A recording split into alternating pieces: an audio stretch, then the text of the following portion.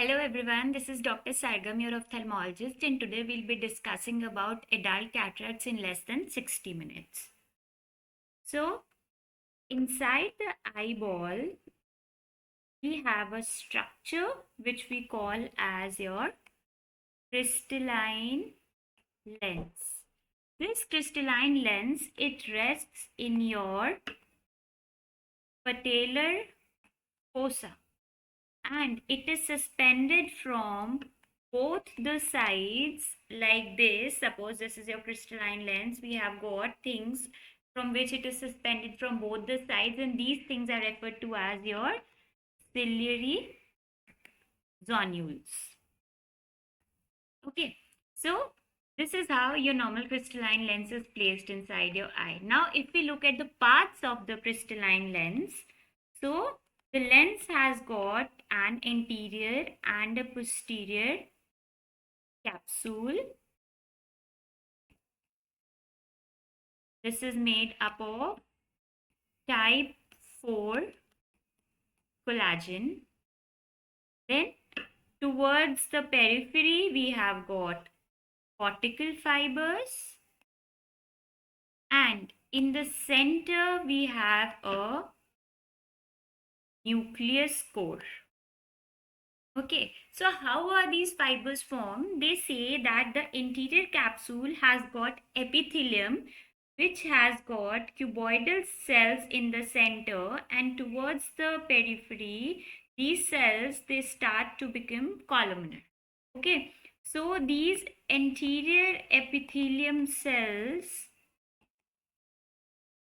they secrete your cortical fibers. So, can we say this thing that your nuclear fibers, they are relatively older, and your cortical fibers, they are relatively newer? So, as you go from the center to the periphery of the lens, the type of lens fibers, they keep on changing from older in the center to newer in the periphery. Now, another thing what we have is your equator. It is the part where your interior and the posterior capsule, they meet. So, this is your equator. Now, this was about the lens. If we talk about what you call as cataract, so any opacification of these lens fibers, be it the cortical fibers or the central nucleus core, is referred to as your cataract. So, it is any specification of the lens fibers. Okay. Now, if we look at the pathogenesis of cataract, we say that either due to increasing age or use of drugs such as busulfan, gold, amiodarone, corticosteroid, or any systemic condition such as diabetes, then you have Wilson's, then you have myotonic dystrophy, then you have galactosemia, then you have trauma, then you have irradiation. Irradiation can be because of infrared rays or ionizing rays. What does these things do to the crystalline lens?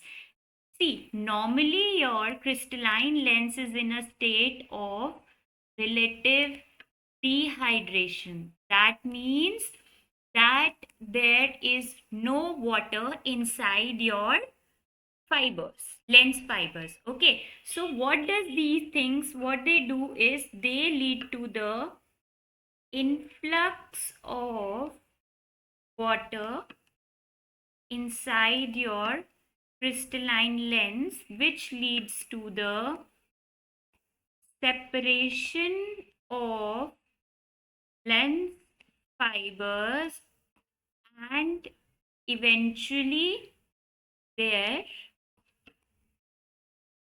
opacification.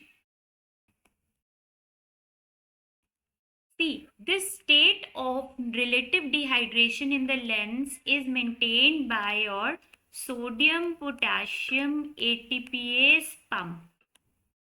Okay, so this pump is located in the interior epithelium of the lens. This maintains the state of relative dehydration. However, due to any disease or increasing age, there is influx of water inside the lens fibers, what will happen? So normally your lens fibers are like this, right? So whenever there is influx of water, these lens fibers will separate. So here there is water accumulation inside your lens fibers, and this separation of lens fibers lead to the eventual opacification of these fibers, which is referred to as your cataract. Now, what is the clinical presentation of a patient who comes with cataract? In cataract, we have blurring of vision for far. Okay.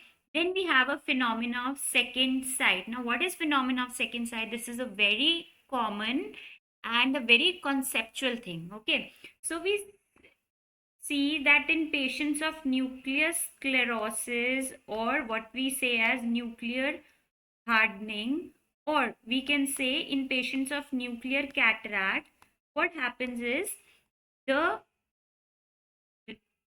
refractive power of the central nuclear core, it increases. So the refractive power, see, the normal refractive power of the human eye is 60 diopters, out of which 43 diopters is contributed by cornea, and approximately 17 diopters is contributed by your lens, primarily the nucleus of the lens. So what happens whenever there is hardening of the nucleus, what will happen? The power of the central nuclear core will increase, right? So when the power of the central nuclear core increases, so the normally the rays of light that were focusing either on the retina or behind the retina, what will happen now? Due to increase in the power of the nucleus, they will start focusing anterior to the retina, or if they were focusing posterior to the retina, they will now focus on the retina. Okay, so what is this phenomena of second sight? This is commonly seen in patients who are wearing the presbyopic glasses, or the glasses for near. What happens in presbyopia? The rays of light, they go and focus behind the retina, right? But whenever there is nuclear sclerosis in such patient, the power of the lens will increase and the overall power of the eyeball will also increase, right? So the rays of light which were initially focusing behind the retina, now they will focus on the retina. Okay, so the patient who was initially wearing the presbyopic glasses for near, now when the rays are focusing on the retina, so patient will feel that he doesn't need glasses for near vision. Okay, so this is referred to as the phenomena of second sight, in which your near vision, it improves because of nuclear sclerosis. Then there is phenomena of colored halos. See, I have told you there is separation of lens fibers. So because of accumulation of water, what will this water do? This water will split the white light into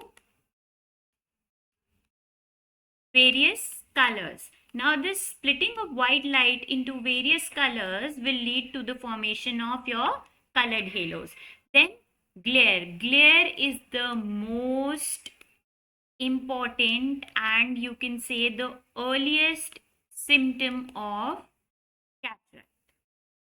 Okay, and what happens in cataract? Because of the changes in the lens fibers, the power of the nucleus and the overall power of the lens, it keeps on changing. So the patient will even come with the complaint of frequent change of glasses. So one thing that is very important in acquired cataract you need to know is the phenomena of second sight and colored halos and your glare. Then we have something what we call as pre-senile cataract. Pre-senile cataract is seen in patients who are less than 40 years, and more than 40 years what we call as senile cataract. Pre-senile cataract follows the principle of anticipation. What does this principle of anticipation say? In genetics, we all have read that suppose if in me the cataract has developed at age of 40 years, then in my next generation the cataract will develop at a much earlier age than it developed in me. Okay, so for me, if it was 40 years, then my daughter or my son will develop it at either 38 or 37. That will be earlier than the age at which I developed cataract. Now, looking at the types of senile cataract, the first one is you have cortical cataract. What happens in cortical cataract? The cortical lamella, they separate because of the accumulation of water. So if we look here, the peripheral cortical fibers, they have separated because of this water accumulation. Okay, so that is what we can say. There is formation of water clefts between the cortical fibers. Okay, this type of cataract is referred to as your cuneiform cataract. This is not visually very disturbing to the patient. Now, what does this mean? This means that since the cortical fibers, they are present in the periphery of the lens, and the water clefts, they are formed initially in the cortical fibers. So the cataract will have to come from the periphery towards the center of the lens, which will take some time. So if we talk about a patient who has got central cataract and a patient who has got cataract that is in the periphery, so which cataract will be visually more disturbing to the patient? It will be the central cataract, because the central cataract will be almost at the nodal point of the eye, right? So the rays of light will not pass, and since this cuneiform cataract, it is not present at the nodal point of the eye, so it won't be visually very disturbing to the patient in the early stages. Okay, in early stages, if the patient is not agreeing, then we can just wait and watch in such types of cataract. Nuclear cataract, what happens is, if you see here, this is the central nuclear core, this part. Okay, so you can see the normal grayish hue that has gone, and this is somewhere, this is amber colored, right? Amber to brown colored. So this type of cataract is what you call as nuclear cataract. Now, why does it occur? It occurs because of the accumulation of melanin and urochrome pigments. This is a question for your exam. And these melanin and urochrome pigments, they generally accumulate with the increasing age. Then you have a phenomenon of index myopia. As I told you that since the your due to the nuclear sclerosis, what will happen? The rays of light that were initially focusing behind the retina, now they will start to focus on the retina, and this phenomena is referred to as index myopia. Now, index refers to the phenomena of myopia which is occurring because of the change in the refractive index, or you can say the power of the lens. Okay, because of the change in this refractive index of the or the power of the lens, the myopia that is occurring is referred to as index myopia. It doesn't occur in cortical cataract. Okay, then you have a cupuliform cataract. One thing that I always learned, I always got confused between a cuneiform and a cupuliform cataract. Okay, so how to learn cupuliform? P in cupuliform refers to your posterior subcapsular cataract. So if we see, then a cupuliform cataract can also be called as a posterior subcapsular cataract. Where is the cataract? Where is the opacity in this case? It is just beneath your posterior capsule. So how does it look like on slit lamp examination? You see this. This is what you call as polychromatic luster or a breadcrumb appearance. Okay. Now, in mature cataract, see your senile cataract 1, which include your cortical cataract, nuclear cataract, and your cupuliform cataract. Until here, we were reading about what we call as immature cataract. That is the opacification. There is not 100% opacification of the lens. Okay. However, when there is 100% opacification of the lens fibers.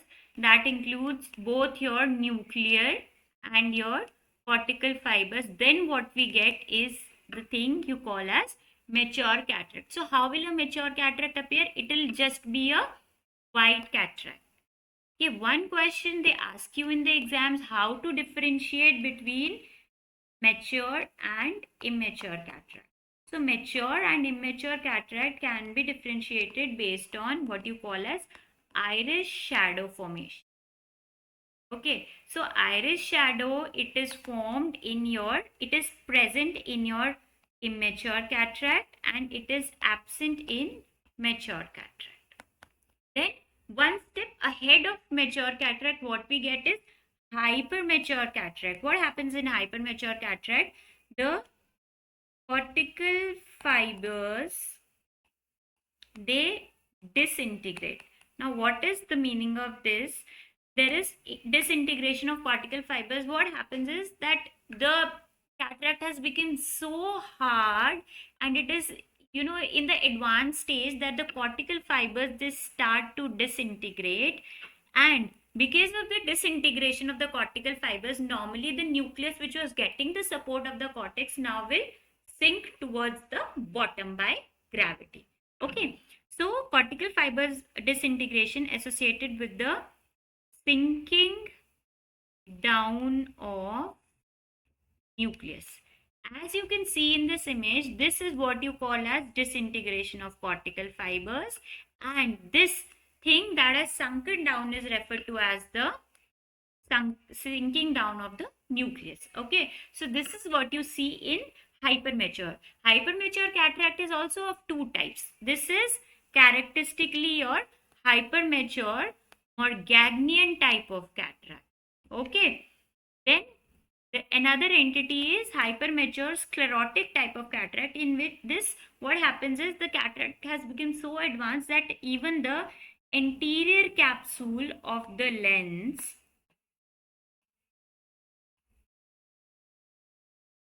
it wrinkles. Okay, so this is sclerotic type, and if you see, you are seeing a sunken nucleus like this and something on top that is white, then that is your Morgagnian type of hypermature cataract. So this was about senile cataract, which can be immature or mature or hypermature. Immature includes either cuneiform, cupuliform, or your nuclear cataract. Okay, if they ask which of these immature cataracts is visually most significant, so it will be your posterior subcapsular cataract, which is visually very disturbing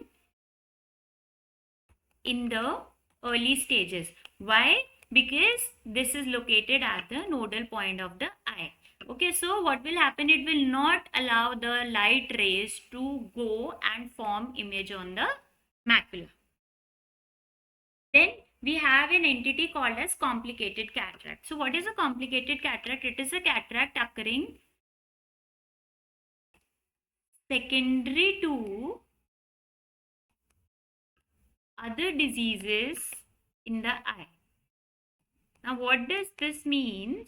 This means that suppose you have a disease such as uveitis, glaucoma, or retinitis pigmentosa, what will happen?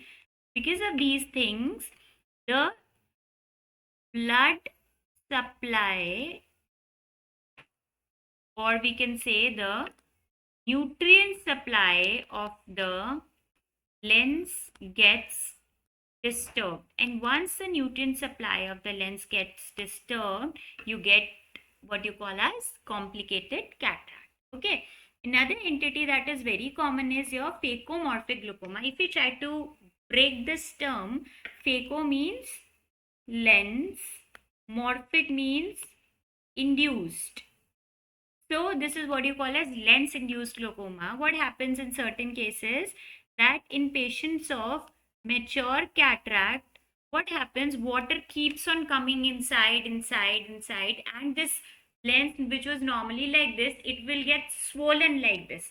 So when this mature cataract, it swells a lot. We know, if we look at the structure of eyeball, this is your lens, these are the ciliary zonules, this is your iris. So the lens which has come like this, now what will this lens do? This will push your iris forwards.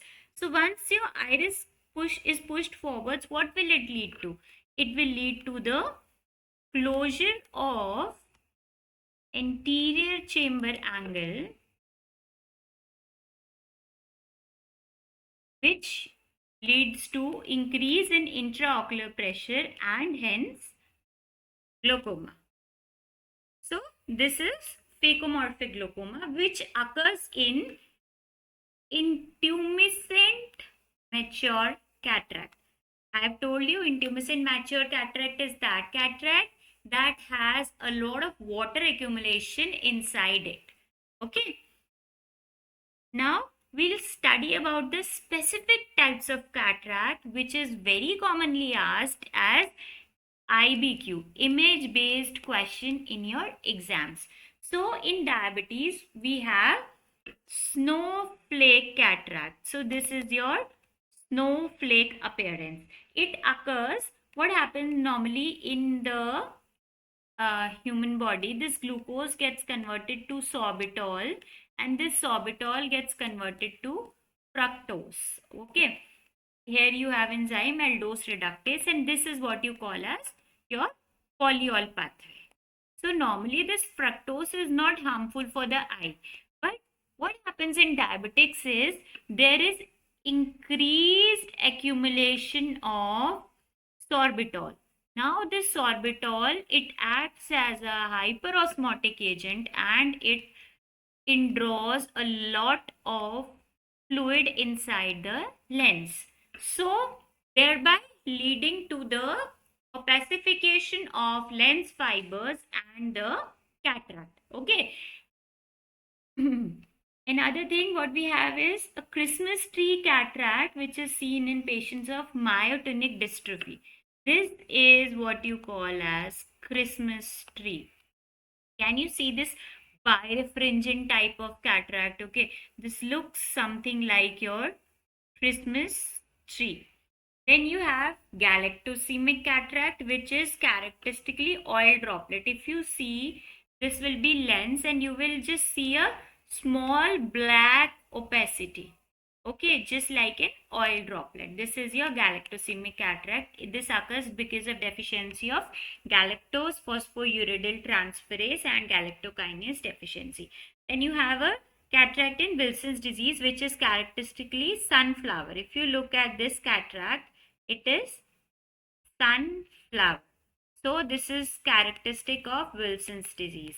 Then you have your traumatic cataract, which is roseate or star-shaped cataract. This is your traumatic cataract. Then you have a shield cataract in patients of atopic dermatitis. Patients with ionizing radiations are more susceptible to develop posterior subcapsular cataract, and those exposed to infrared rays are more predisposed to develop anterior subcapsular cataract. Okay. So this is a very important slide for any of the exams, be it FMG, be it NEET PG, or be it INI CET, and even for the postgraduates. Then what are the management options? How do we manage the cataract? So first thing you should know is there is no medical management of cataract. You have to go for surgical management always and always. Now, if we look at the surgical options, what are the surgical options available to us? Number one is the ICCE. This is what you call as intracapsular cataract extraction. This is although an obsolete technique, however, the only indication that it is still where it is still done today is your subluxated lens. Now, what is subluxated lens? I have told you the normal crystalline lens, it lies in your patellar fossa. Sometimes either due to trauma or due to certain diseases such as Marfan's or homocystinuria, what happens is this normal lens gets subluxated. Like in Marfan's, how I learned was you draw M like this. So in Marfan's disease, okay, so in Marfan's disease, your subluxation will be superotemporal. Okay, and that will be opposite in homocystinuria, in which it will be inferonasal. Okay, so whenever the lens is subluxated, what we'll do is we'll take out both the interior and the posterior capsule along with the crystalline lens. Okay, and in place of it, we will place a secondary intraocular lens, and this lens can either be iris fixated or it can be scleral fixated. Now, what is this meaning of iris fixated or scleral fixated? See, normally the techniques which I'll tell you now is what we do is, suppose this is your crystalline lens, we make a capsulorhexis. Okay, so this is your anterior capsule, this is your posterior capsule. We make a hole in the interior capsule which is referred to as your anterior capsulorhexis. So after doing that, we take out the lens material and instead of that we place a intraocular lens. So normally when you have intact ciliary zonules, then you do this type of surgery. Okay, but sometimes the ciliary zonules are not intact whenever there is lens subluxation, such as in Marfan's, hyperhomocystinuria, even in hyperlysinemia and sulfide oxidase deficiency. So then we have to put something, then the new IOL that has to be placed has to have support of something, right? So when the support is with from the iris, then it is referred to as iris fixated, and when the support is from the sclera, then it is scleral fixated IOL. Another surgery that we do is your small incision cataract surgery. In this, what you do is you make a 7 to 8 mm long sclerocorneal tunnel.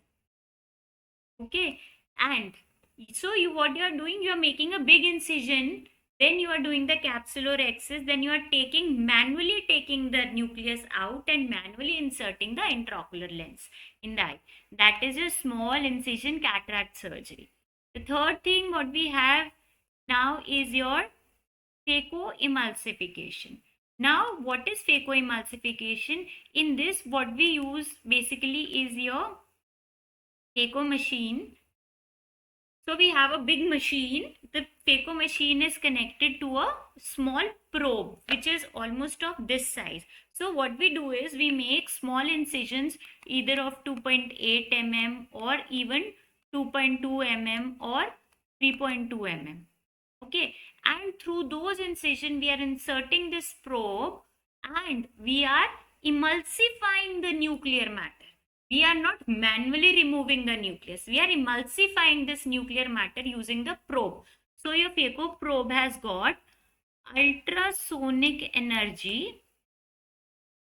The power of this is between 15 to 40 kilohertz. So this ultrasonic energy is emulsifying your nucleus.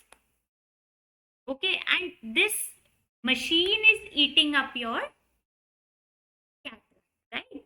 So this is your phacoemulsification. This is preferred these days because the incision is very less. Incision size is very less. So the speed of recovery, the speed of healing, and the post-op outcomes are better with phacoemulsification. And another thing what we have these days is FLACS.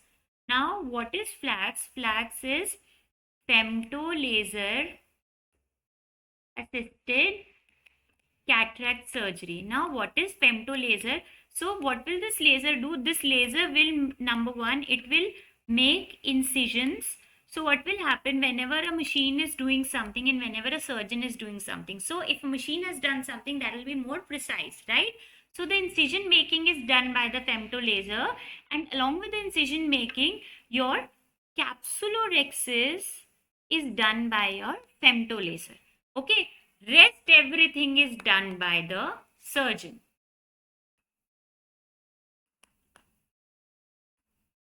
So, and one more thing is done by the femtolaser, that is the breaking up of nucleus.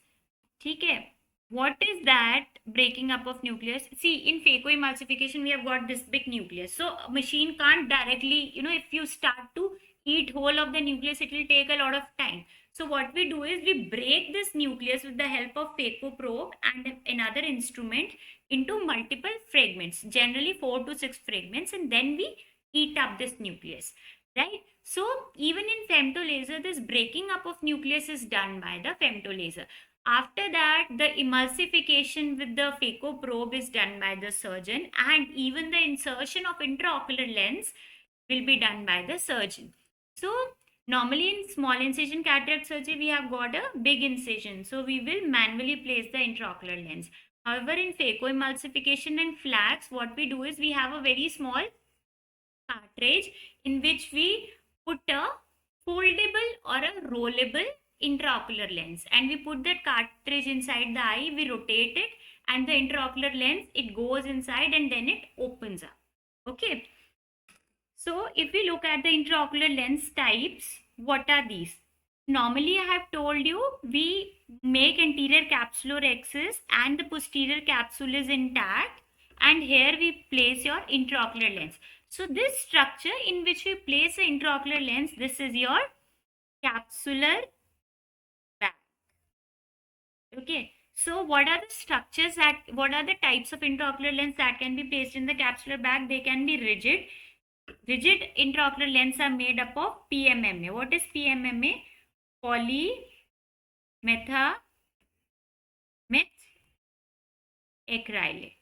Then we have foldable lenses. As I have told you in phacoemulsification, what are the things that make? So they can be made up of acrylic or silicone. Then we have rollable ones. Even these are used in phacoemulsification. These are made up of hydrogel. Then these were about the posterior chamber intraocular lens, the lenses that you are placing in the capsular bag. Okay, another ones are your iris supported. I told you whenever we don't have this capsular bag, or whenever we feel that our ciliary zonules are weak, then where will we place intraocular lens? Intraocular lens needs to have support of something. Whenever it is having support of iris, then it is referred to as iris supported intraocular lens. So the ones that are iris supported are Singh and Wurst's iris supported intraocular lens. And sometimes what we do is, suppose this is your cornea, this is your eyeball, this is your iris. We place intraocular lens even in your anterior chamber. So there will be ACIOL type anterior chamber intraocular lens, that is Kelman and multiplex type. However, they have the disadvantage of causing corneal decompensation. Now, what is corneal decompensation? See, your intraocular lens has got two parts. One is the central optic and the other two are your haptics. Okay, so these haptics are nothing but the supports. Whatever refraction is done by the intraocular lens, or whatever the refractive power is contributed, that is via your optic part. Okay, so what happens when you place an intraocular lens? These haptics, they go and irritate your cornea. Okay, so they constantly rub onto your cornea, and we know there are 5 layers of cornea: A, B, C, D, E. Now we even have the duas or the predesmates layer, so we can say 6 layers. The innermost layer is your endothelium, so it is made up of cells. Okay, endothelial cells. So whenever there is a thing that will continuously rub onto this, what will happen? The cells will die, and when your endothelial cell count is less than 500 cells per millimeter square, that is when you call that your cornea has decompensated. So this is common with the ACIOL type of lenses. And along with that, what can these do? these things, they can go and stuck at the angle of anterior chamber. So what structures form the angle of anterior chamber? The posterior surface of the cornea and the anterior surface of the iris. So suppose if your IOL is placed like this, what will it do? It will close this angle, and this angle is the angle of anterior chamber. So it can lead to what you call as secondary glaucoma. Now, how to calculate power of intraocular lenses? So, there were three scientists, Sanders, Retzlaff, and Cross. So, they gave SRK2 formula. They gave even SRK1, however, it is not practiced these days. What we practice most commonly for IOL power calculation is SRK2 formula, which says that the power of the intraocular lens is A minus 0.9 K minus 2.5 L. A here stands for A constant. Now this A constant is different for different lenses. Suppose if I am using an intraocular lens of, say, Johnson and Johnson company, then the A constant will be different for that. For Bosch and Lomb, it will be different. For Alcon, it will be different. So it depends on the company which is giving you the lenses, right? K here refers to your corneal curvature. Okay, normally we know that cornea has got a vertical and a horizontal curvature. So based on that horizontal, how much power these two are contributing, उस power को consider करते हुए then we will take the intraocular power के जो हमें कितना intraocular जो lens है उसकी कितनी power की requirement है. Another thing is your L. L stands for the axial length of the eyeball.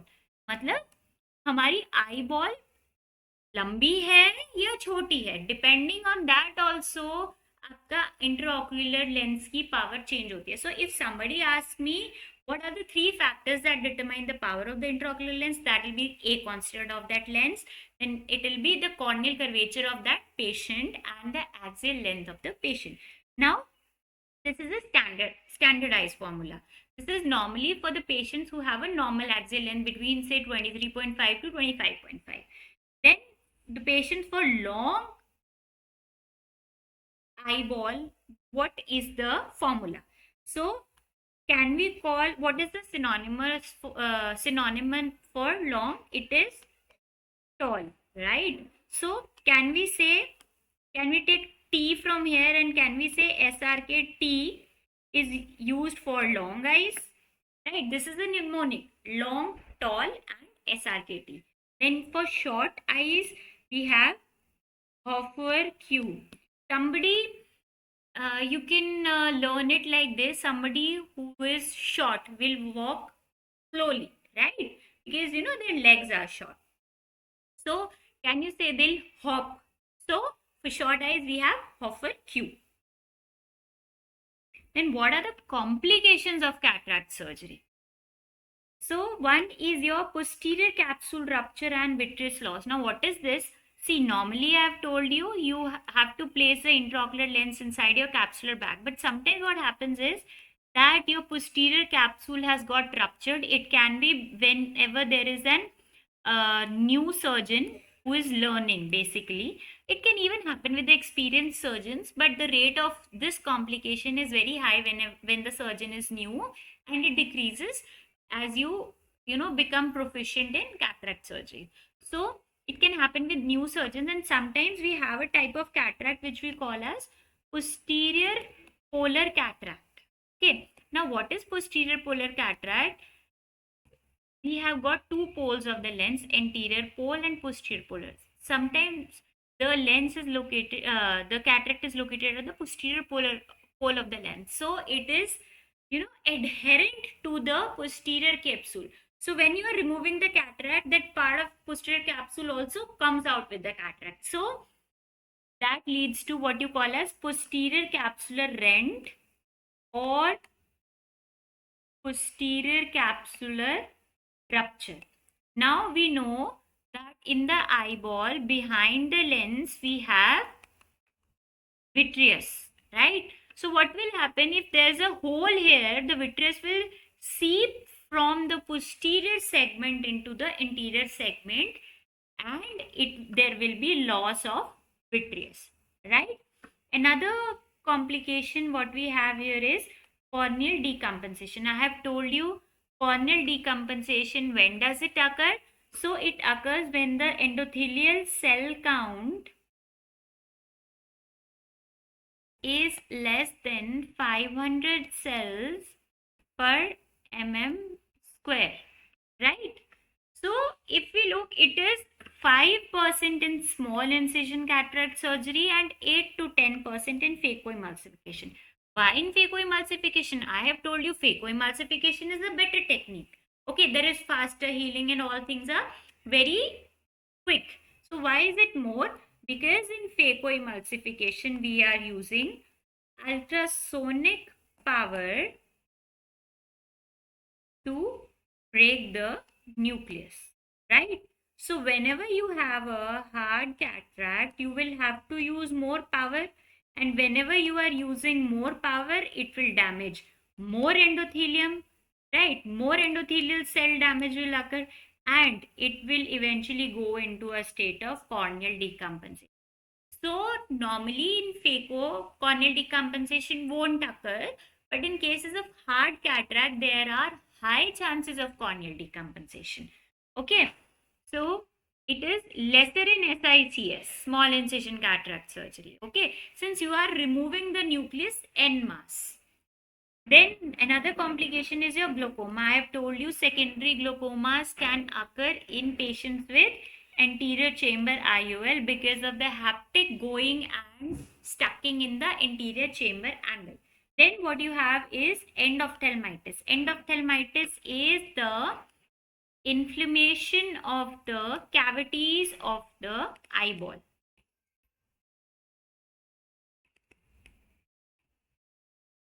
Now, what does inflammation of cavities of the eyeball mean? It means that your anterior chamber and your posterior segments. Basically, there is inflammation of the anterior segment and posterior segment. So, inflammation of anterior segment will be visualized as hypopyon, and for the posterior segment, it will be visualized as vitritis. Since we have vitreous hair in the posterior segment, so any inflammation in the vitreous will be referred to as vitritis. Okay, so in endophthalmitis there is inflammation. So basically what happens is, whenever there is we know that every surgery is related with the risk of infection. Okay, so when it is occurring in the eyeball along with the inflammation, okay, that is referred to as your endophthalmitis. How do we treat it? We treat it with drugs such as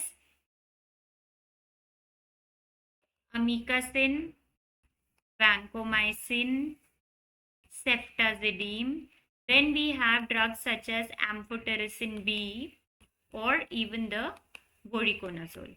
Which drug is contraindicated? Gentamicin is contraindicated.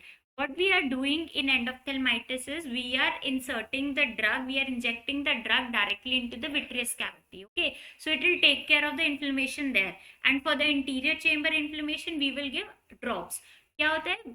Drops जो होते हैं they don't penetrate up to the vitreous, तो vitreous में हमें localised हमें वो देना पड़ता है. ठीक है, तो लोकलाइज देने के लिए we straight away give injection in the vitreous cavity. What are the contraindicated drugs? In the vitreous cavity, we can never give gentamicin directly. Why? Because it is known to cause ischemia of the macula. And we know that macula is that part जहाँ पे हमारी light की आई raise focus करके brain तक जाती. So if there is ischemia of that part, what will happen? Patient will lose the eyesight. Another complication what we can have is expulsive suprachoroidal hemorrhage. What happens is, when we are putting a block in patients of cataract surgery, so when you have put the block, sometimes the pressure rises so much that your choroid, which is the layer that is outer to the retina, so blood accumulates here in the choroid, and the choroid that was normally like this, it will come like this. So what will happen because of this hemorrhage in the suprachoroidal space, there will be rise in intraocular pressure. So rise in intraocular pressure will lead to what? It will lead to expulsion of the contents of the eyeball. Another thing which we have here is cystoid macular edema. Now what happens in cystoid macular edema? This cystoid macular edema that is characteristically occurring after cataract surgery is referred to as your Irvine gas syndrome. What happens? Sometimes in patients of cataract, there is inflammation. Post cataract surgery, there is inflammation and there is disruption of the blood retinal barrier. So because of this disruption of the blood retinal barrier, what will happen? The fluid will come and seep beneath the macula. So normally macular or the foveal contour, which was like this, because of the accumulation of the fluid, it will be elevated, right? Another complication that happens is your aphakia. What is aphakia? It is the absence of intraocular lens. Now when does aphakia occur? Aphakia will occur suppose there is posterior capsular rent and there is no support to keep the eye well. So what the doctor does is the doctor leaves the patient aphakic. That is absence. A means absence of intraocular lens. Last complication what we have is posterior capsular opacification. What happens is, I've told you, the anterior epithelium has got various cells that secrete the cortical fibers. So what happens after cataract surgery? These cells, they start migrating beneath your intraocular lens and anterior to your posterior capsule. So a layer is formed beneath the intraocular lens and anterior to the posterior capsule. This is referred to as a posterior capsular opacification. They can ask you in question that it is common with the hydrophilic lenses. See, we have got two types of lenses, hydrophilic and hydrophobic. So this complication commonly occurs with your hydrophilic lenses. So nowadays what are we all doing? We are switching from hydrophilic to hydrophobic lenses, because in hydrophobic lenses chances of this complication is very less. So in Elschnick pearls, there are two presentations of your posterior capsular opacification. One is Elschnick pearls. In Elschnick pearls, there is central, uh, you know, central opacification. That is, this is your IOL, this is your posterior capsule. There will be opacification in the center. So it will be more disturbing visually. However, in Sommering ring, suppose this is your intraocular lens, this is your anterior capsular rim, this is your posterior capsule.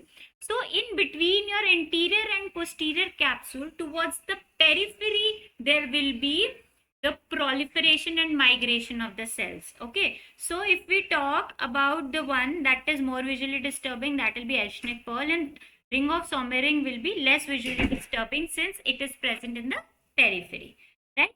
So this is all about adult cataracts. So if you like my video, you can share, like and subscribe. And for those who want such video on congenital cataract and any other topic you want me to present, you can write in the comment section. Thank you.